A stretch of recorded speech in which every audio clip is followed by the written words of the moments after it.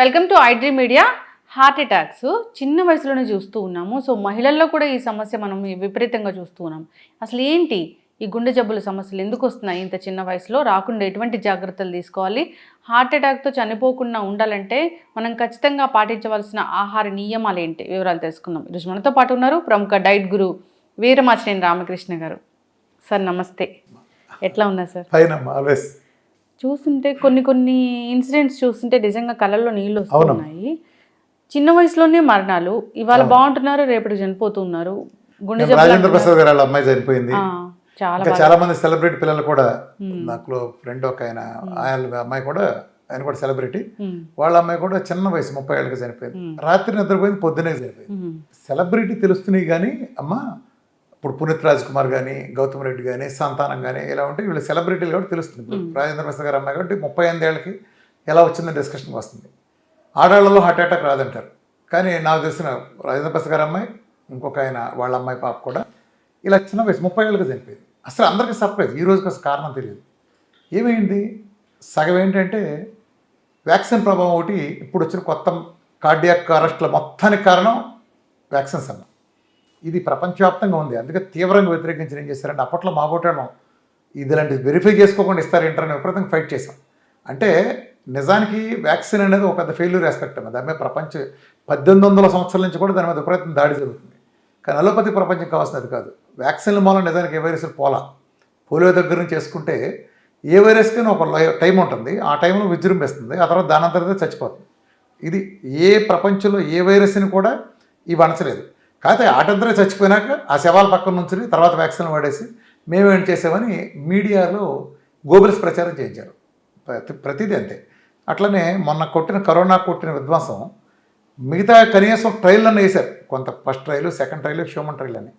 మొన్న కొట్టింది ట్రయల్తో కూడా పని లేదు. అసలు థర్డ్ ట్రయల్ హ్యూమన్ మీద కూడా లేదు. జస్ట్ ఒక థియరీ వేసేటివే. పర్మిషన్లు టెంపరీ తెచ్చుకుంటాం, కుమ్మేయటం.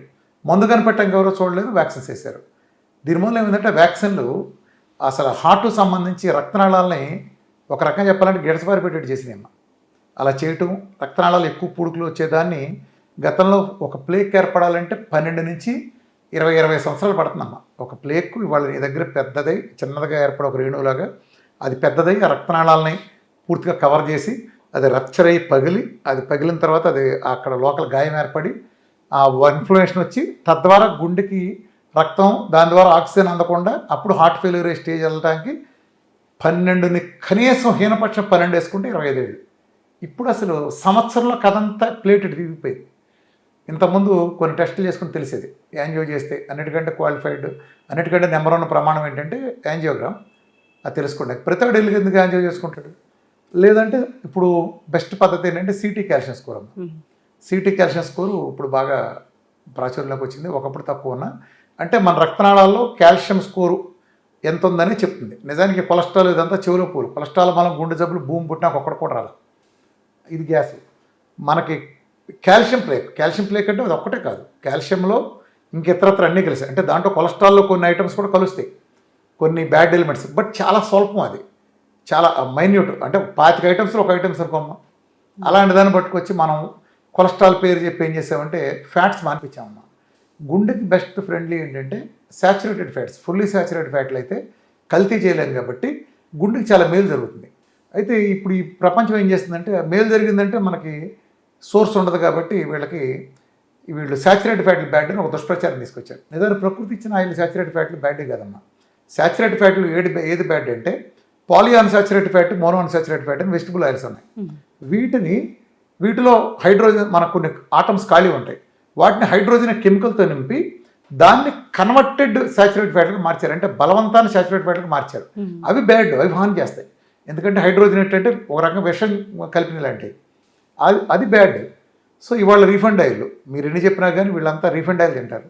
రీఫండ్ ఆయిల్ ఏంటమ్మా, ఎలా వస్తుంది? మీ అందరికీ ఆ కుంభకోణాల గురించి మనం చాలా డీటెయిల్గా మాట్లాడుకున్నాం గతంలో కూడా. 300 రూపాయలు సన్ఫ్లవర్ గింజలు ఉంటే 150 రూపాయలు సన్ఫ్లవర్ సీడ్స్. కనీసం 2 నుంచి 3 కిలోల గింజలు ఉంటే కానీ 1 కిలో ఆయిల్ రాదు. మరి వాడు ఎలా రేట్లు ఎలా వర్కౌట్ అవుతాయి? ఇది కుంభకోణం. అది తీసుకున్న అందరికీ కూడా, ఆయిల్ తీసుకున్న వాళ్ళందరికీ కూడా అవుతుంది. రెండోది ఏంటంటే ఆహారపు అలవాట్లు వచ్చిన విపరీతమైన మార్పు అమ్మ. ఇప్పుడు గుండెపోట్లు ఎందుకు పెరుగుతున్నాయి అంటే చాలామంది అబ్జర్వ్ చేసినట్టు వ్యాక్సిన్లు ఒకటే కాదు, కొన్ని కొత్త పాయింట్లు కూడా ఉన్నాయి. మనం గతం కంటే ఇప్పుడు ఫ్రిడ్జ్ వాడకం పెరిగింది. బయట నుంచి తెప్పిస్తున్నారు. నువ్వు గమనిస్తున్నావు, బయట నుంచి తెప్పిస్తున్నారు, హోటల్ నుంచి.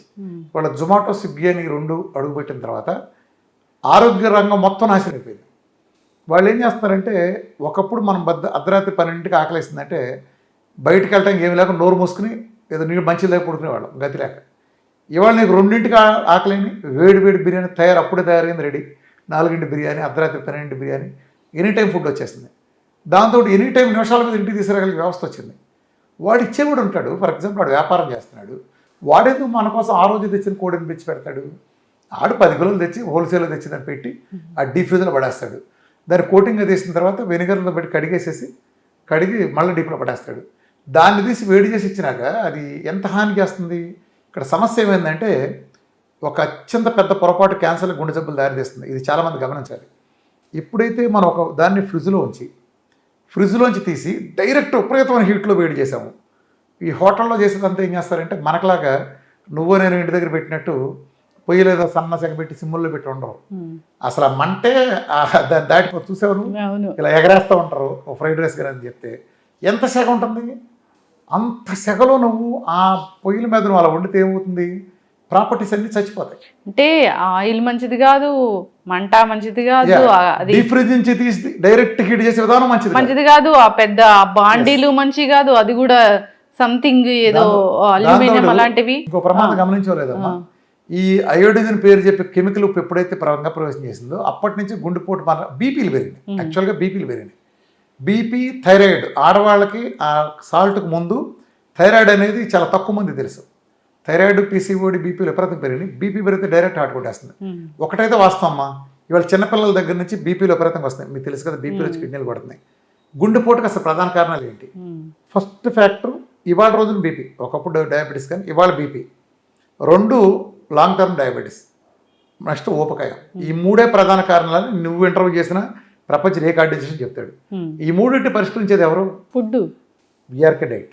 మిగిలిన ఫుడ్లో కూడా మిగిలిన గ్లూకోజ్ పెట్టే వాళ్ళకి ఎంత తగ్గుతుంది? విఆర్కే డైట్ తగ్గుతుంది. ఫుడ్ అంటే విఆర్కే డైట్. నా డైట్లో నా ఛాలెంజ్లు కూడా తెలుసు కదా మీకు, మొదటి నుంచి అడ్డ చేశాను. షుగర్ గురించి టైప్ 1 టైప్ 2లే చక్కగా తగ్గుతాయి, తెలుసు కదా ఇవన్నీ. అలానే బీపీ అసలు అడ్రస్ ఉండదు. ఊపకాయం ఎంత తగ్గుతుందో నీకు తెలుసు. 100 కిలోలు 150 కిలోలు తగ్గాలని విఆర్కే డైట్. రెండోది ఏంటంటే, నేనేం సెంట్రల్ పెట్టి నేర్పాలని కూడా చూడాలి. ప్రజలకి నాలెడ్జ్ ఇచ్చే ఆ నాలెడ్జ్తో వాళ్ళంతా వాళ్ళే తగ్గుతారు. ఇప్పుడుగా నా ఏమే అది, ప్రజలను ఎడ్యుకేట్ చేయడం, సోషల్ చేంజ్ కోసం. ఈ 3 ఫ్యాక్టర్లు పోతాయి కదా.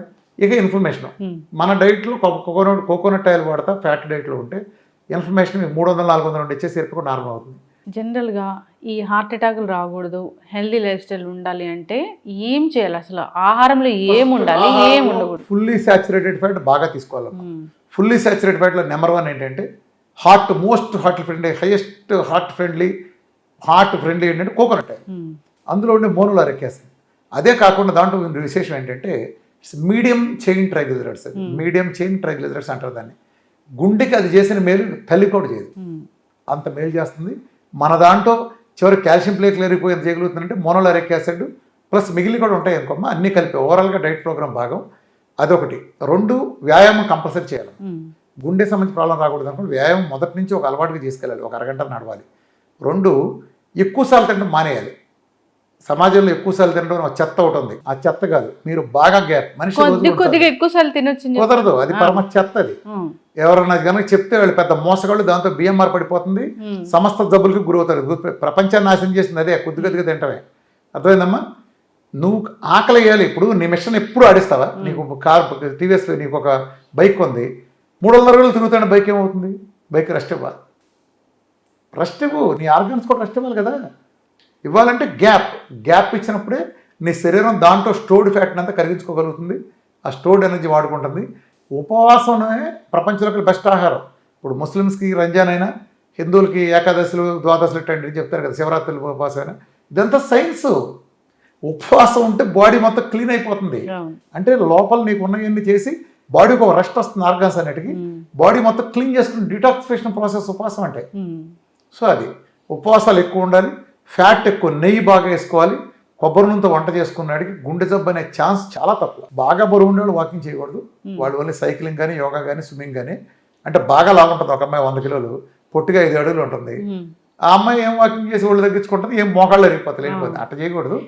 ఓ మాదిరి వాళ్ళు స్టామినా ఉన్నాడు సైక్లింగ్ బెస్ట్ అమ్మ. అయితే జనరల్గా గుండె జబ్బులు రాకుండా ఉండాలంటే ఎవరైనా పేషెంట్ మీ దగ్గర పేషెంట్ అవ్వరు, ఇంకా గుండె జబ్బులు రాకుండా హెల్తీ లైఫ్ స్టైల్ మెయింటైన్ చేయాలనుకుంటే మీ దగ్గరకు వస్తే ఎట్లా ఉంటుంది అసలు వాళ్ళ అప్రోచ్ అనేది ఎట్లా ఉంటుంది, వాళ్ళకి మీరు ఇచ్చే డైట్ అనేది కానీ లైఫ్ స్టైల్ జాగ్రత్తలు అనేవి కానీ ఎలా ఉంటుంది, ఫాలోఅప్స్ అనేవి ఎన్నాళ్ళకి వస్తారు అంటే ఓవరాల్గా అసలు ఏం చెప్తారు దీని గురించి? ఫస్ట్ ఏంటంటే గుండె జబ్బుకి వైద్యం చేయడం అనేది తప్పు, ప్రపంచం ఫెయిలేదు. అందుకే ఇప్పుడు నీ దగ్గర షుగర్ అని ఒకటి వస్తే షుగర్ ఒకటి తినకముందు హెచ్చిపోయిన చూసే ఒక వైద్యం అది ఫెయిల్యూర్. ఇప్పుడు అతనికి దాంతోపాటు ఫ్యాట్ లివర్ ఉంటుంది, తగ్గించవా? డి విటమిన్ ఉంటుంది, డి విటమిన్ 5 ఉంటుంది, పెంచవా? బీటలు 2000+ ఉంటుంది, అది తగ్గించవా? అతనికి ప్రొస్టేట్ మెగాలి ఉంటుంది, అది తగ్గించవా? కిడ్నీలో రాళ్ళు ఉన్నాయి, అది తగ్గించవా? అతనికి ప్రొస్టేట్ మన గాల్ బ్లాడర్లో స్టోన్స్ పెద్ద పెద్దవి ఉన్నాయి, ప్రొస్టేట్ మెగా మనం ఏం చేస్తాం అవన్నీ ఉంటాయి, వాటిని అడ్రస్ చేయవా? అది హషిమోటో థైరాయిడిటిస్ ఉంటుంది, ఐరన్ చూస్తే అడ్డగోలుగా 10-12 ఉంది, అవి పెంచవా? ఇవన్నీ పెంచకుండా ఒక్క షుగర్ తగ్గిస్తావా? Body as a whole repair చేయాలి, అర్థమైందా? ఒక కారును బాగు చేద్దామంటే స్టీరింగ్ని బాగు చేస్తే కారు బాగోదు, వీల్ బెండ్ తీయాలి, అన్ని మిగతా అన్ని చూసుకోవాలి కదా, ఇంజన్లో సరి చేయాలి కదా. బాడీని యాజ్ ఎ హోల్ రిపేర్ చేస్తాం. మేము ఏం చేస్తామంటే రాగానే మొదట అన్ని రిపోర్ట్లు తీసుకుంటాం, అటు షుగర్ అనే అనుకుని వస్తాడు, కానీ ఇక్కడికి వచ్చినాక అతను ఫ్యాట్ లివర్ ఉందని అతను తెచ్చుకున్న రిపోర్ట్ లేవు. మళ్ళీ మాకు ఏ ల్యాబ్స్ లేవు, మీ ఇష్టం వచ్చిన ల్యాబ్లో తెచ్చుకోండి, మాకు అసలు ఏ ల్యాబ్స్ లేవు, మీ ఓన్ ఎనీబీ తెచ్చుకుంటారు.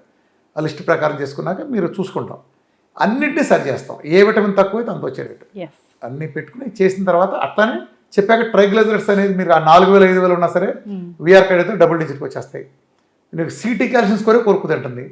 అసలు పేస్ మేకర్ వేసిన పని లేకుండా గుండె సంబంధించి సరైపోతుంది, షుగర్ తగ్గిపోతుంది. అది టైప్ 4 అయినా టైప్ 2 అయినా. బీపీ అనేది 1 నెల లేదా మ్యాక్సిమం 2 నెలలు.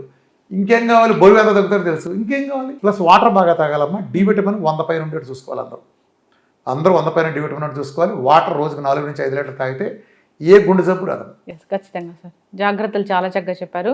అంటే గుండె జబ్బు ఒకటే తగ్గించుకోవడం కాదు, దాని రూట్ కాజ్ ఏంటో తెలుసుకోవాలి, అసలు మన లైఫ్ స్టైల్ ఎలా ఉండాలో తెలుసుకోవాలి, పూర్తిగా బాడీని కరెక్ట్ చేసుకోవాలి.